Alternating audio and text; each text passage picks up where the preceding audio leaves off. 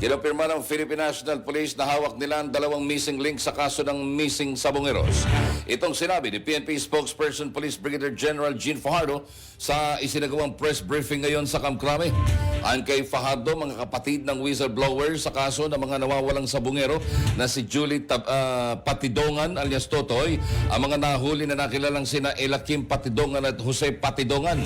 Si Elakim ang sinasabing nag-withdraw sa ATM account ng isang nawawalang sabongero, habang si Jose ang nakuhanan ng video na umano'y nag-escort sa isa pang nawawalang sabongero. Nahuli umanong dalawa sa isang bansa sa Southeast Asia at dumating sa bansa nitong July 22. May warrant of arrest umano si Jose sa kasong robbery, habang si Elakim naman ay nahuli dahil sa paggamit ng ibang pangalan sa passport bilang Robert Bailon.